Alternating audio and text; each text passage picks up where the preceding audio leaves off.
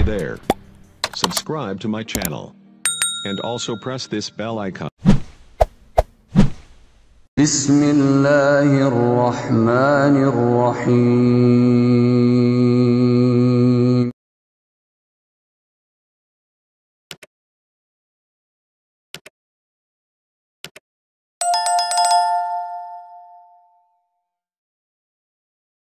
Bismillahirrahmanirrahim. Assalamualaikum warahmatullahi wabarakatuh. Alhamdulillahirabbil alamin. Assalatu wassalamu ala asyrafil anbiya'i wal mursalin wa ala alihi washabi rasulillahi ajmain. Rabbi shrah li sadri wa yassir li amri wahlul 'uqdatam min lisani yafqahu qawli. Alhamdulillah, puji syukur kita ucapkan kehadirat Allah Subhanahu wa taala. Sampai hari ini Allah masih memberikan kesehatan dan kekuatan kepada kita semua. Salawat dan salam kepada Nabi Allah Muhammad sallallahu alaihi wasallam. Allahumma salli ala Muhammad wa ala ali Muhammad. Uswatun hasanah buat kita semua, contoh suri tauladan hidup untuk seluruh umat manusia. Saudara sekalian, beberapa waktu yang lalu beredar di YouTube itu sebuah video dari pendeta Yakub Sulistyo. Meski video ini sebetulnya bukan video baru gitu ya, cuman bukan masalah baru atau lamanya. Yang jelas ada yang menarik dari ungkapan yang disampaikan oleh pendeta Yakub Sulistyo. Dia memberikan satu penilaian, satu tanggapan terhadap proses jalannya perdebatan ya, berkaitan tentang kristologi antara teolog Islam dengan teolog Kristen. Teolog Islam ya pada umumnya para mu'allaf, kemudian para orang-orang yang memang berkecimpung di bidang perbandingan agama. Sementara di kekristenan itu biasanya para pendeta, murtadin, kemudian misionaris dan lain sebagainya. Begitu tuh banyak diskusi-diskusi di YouTube maupun di TikTok dan lain sebagainya, itu begitu cukup marak saat ini, saudara. Dan penilaian yang ditangkap oleh pendeta Yakub Sulistyo ini adalah bahwasanya dia mengakui dan dia melihat secara umum para teolog-teolog Kristen itu KO begitu ya, kalah. Jadi kalahnya tuh telak lagi begitu. Jadi kalau diibaratkan tinju, pertandingan tinju menurut pendeta Yakub Sulistyo itu knock out gitu ya. Jadi terlepas dari itu ya, nanti akan kita ulas tentang apa yang disampaikan oleh pendeta Yakub Sulistyo ini, karena memang cukup menarik saudara apa yang disampaikannya. Saya akan hanya ya jujur mengambil beberapa potongan kalimat dari apa yang dia sampaikan di dalam kanal YouTube-nya itu. Seperti apa videonya saudara? Mari sama-sama kita saksikan terlebih dahulu. Kali ini saya membuat video yang saya beri judul Kristen Selalu Kalah Tetapi Ngotot. Nah, siapa yang selalu kalah dan siapa yang ngotot? Dalam masalah apa kok selalu kalah tetapi ngotot? Nah, yang saya maksud dalam judul ini adalah pendeta-pendeta Kristen yang jika berdiskusi atau untuk bahasa yang lebih serunya adalah berdebat, khususnya perdebatan masalah ketuhanan, saya menilai pendeta-pendeta Kristen tidak pernah menang alias kalah bin knockout atau KO dalam istilah tinju jika berdiskusi atau berdebat dengan teolog Islam. Namun anehnya tetap ngotot dan tidak berani mengakui kesalahannya.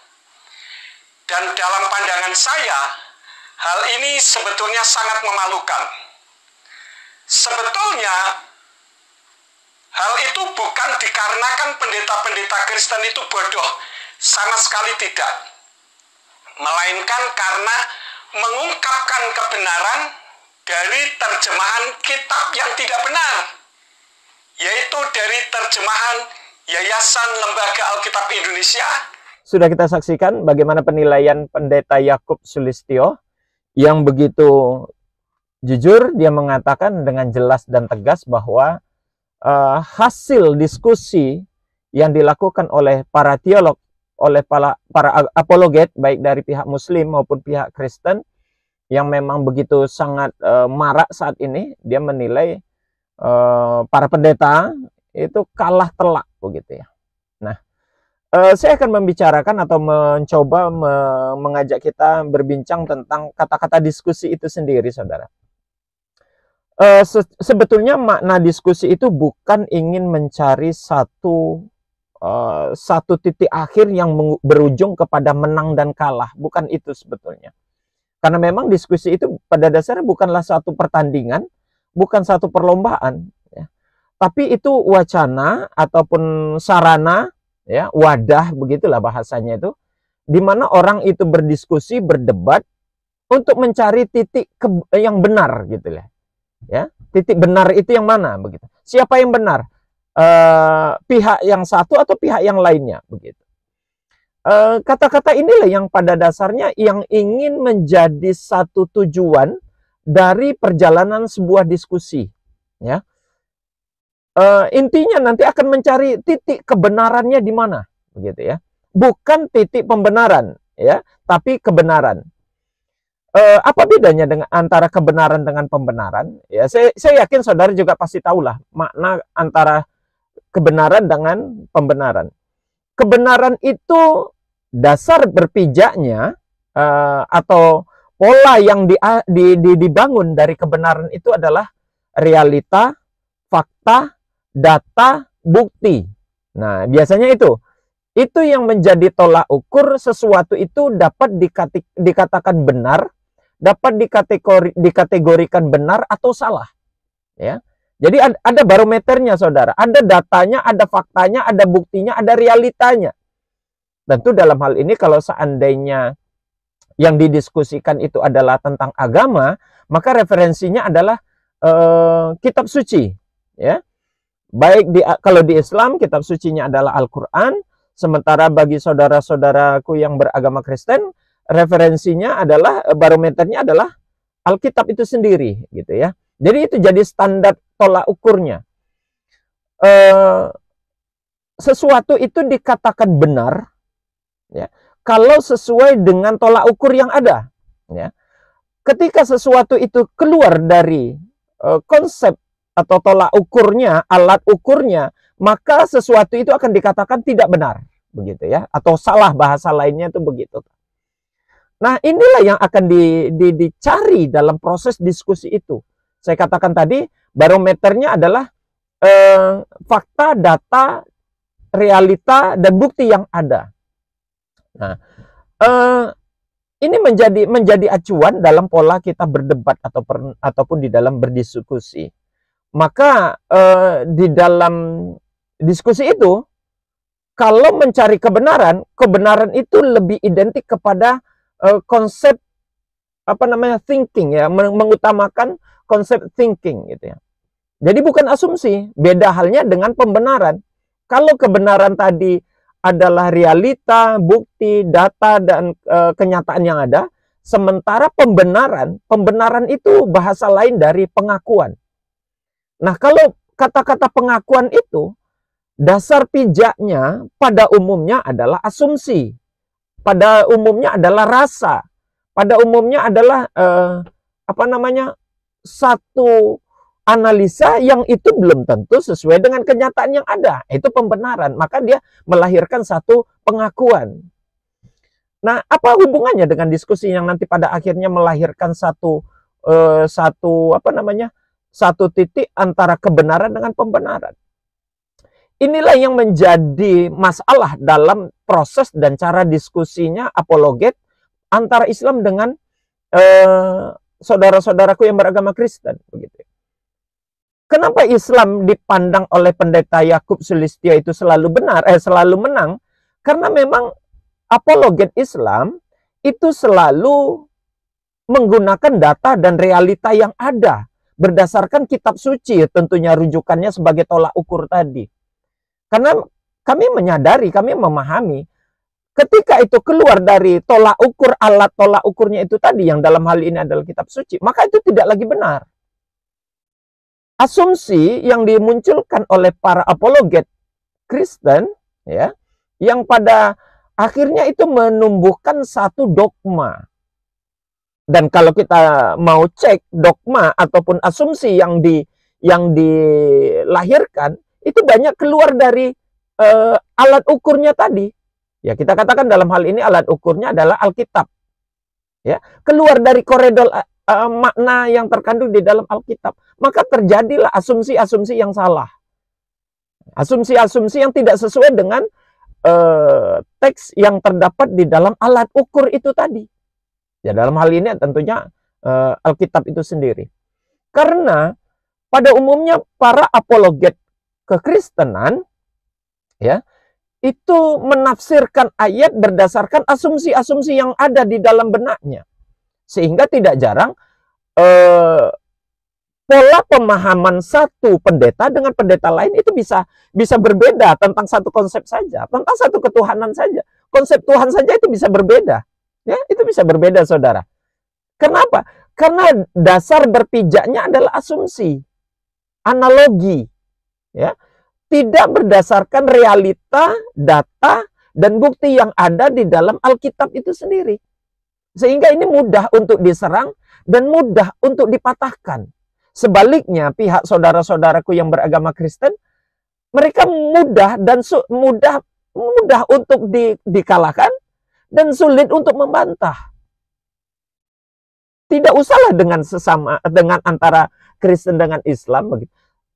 Faktanya di antara sesama umat Kristen saja ini memiliki konsep yang berbeda. Tentang ketuhanan Yesus saja lah misalnya, kita nggak usah jauh-jauh tentang ketuhanan Yesus. Ada kelompok Trinitarian, ada kelompok Unitarian. Kita belum lagi memecahkan dengan kelompok-kelompok yang besar. Antara Trinitarian dengan Unitarian saja memiliki konsep pemahaman yang berbeda tentang konsep ketuhanan itu sendiri. Apa masalahnya? Karena tidak ada tolak ukur di dalam memaknai teologi di dalam kekristenan itu seperti apa. Kalau di dalam Islam, jelas ada ilmu tauhid yang membahas itu. Dan di dalam memaknai Al-Quran, di dalam Islam itu ada ilmu tafsir yang mengulasnya begitu ya.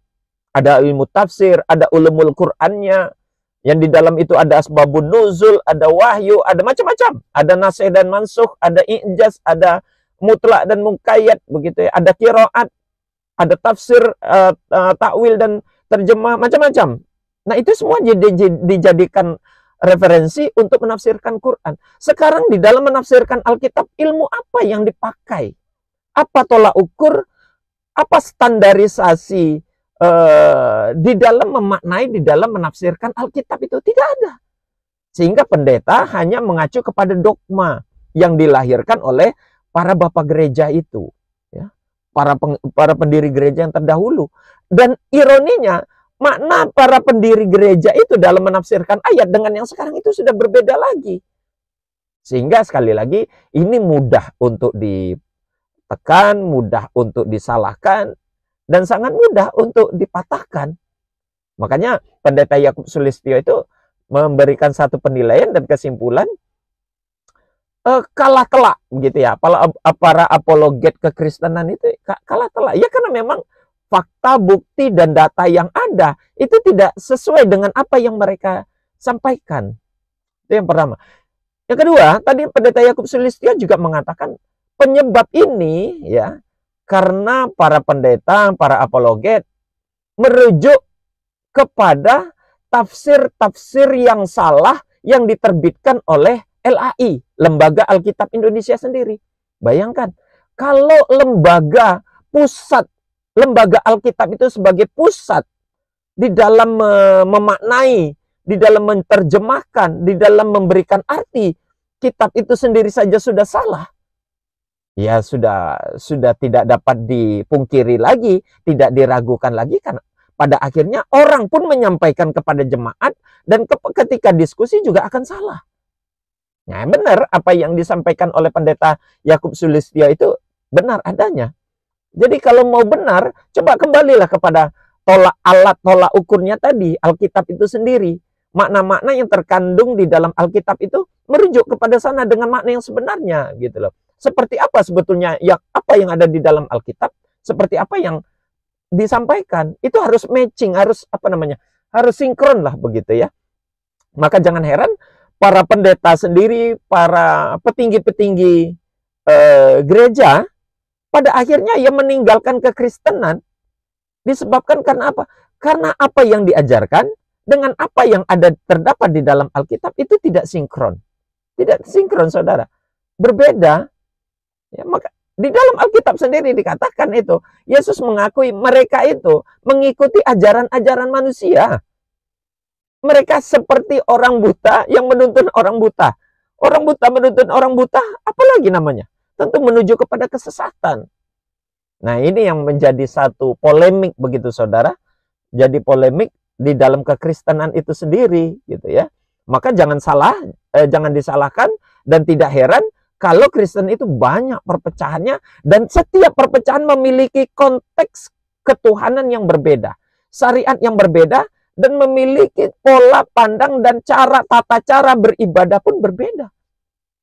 Di Islam ini memiliki banyak organisasi, saudara. Tapi acuannya tetap Al-Quran dan Sunnah. Dan sumber-sumber hukum Islam yang lainnya seperti ijma, qiyas, istihsan, istishab, istisna, maslahat mursal, mazhab sahabi, sadu zara'i, dan urf. Tetap mengacu kepada situ. Sehingga kalaupun ada perbedaan, hanya perbedaan itu di bidang yang cabang saja, furu'iyah, tidak usuliyah. Tidak hal yang inti, tidak hal yang pokok, tapi kepada hal yang cabang. Hanya hal-hal yang kecil saja. Tapi tidak demikian halnya dengan saudara-saudaraku yang beragama Kristen. Justru yang berbeda, yang bertolak belakang itu pada bagian-bagian yang sifatnya usuliyah, yang pokok, yang inti. Contohnya tentang ketuhanan. Nah, itu saja sudah berbeda konsepnya. Jadi ini penyebabnya, saudara, kenapa penilaian Pendeta Yakub Sulistyo pada akhirnya menyimpulkan ya tidak pernah menang apologet Kristen ketika diskusi atau berdebat dengan apologet Islam, baik dari kalangan pendetanya, misionarisnya, ataupun hal yang lainnya, begitu ya. Tidak pernah menang, selalu kalah. Bahkan kalahnya itu kalah telak, begitu kata Pendeta Yakub Sulistyo ya. Tidak pernah menang mereka gitu. Dan ironinya kata Yakub Sulistyo selalu ngotot. Baik saudara, apa yang disampaikan oleh Pendeta Yakub Sulistyo ini cukup menarik ya untuk kita cermati ya.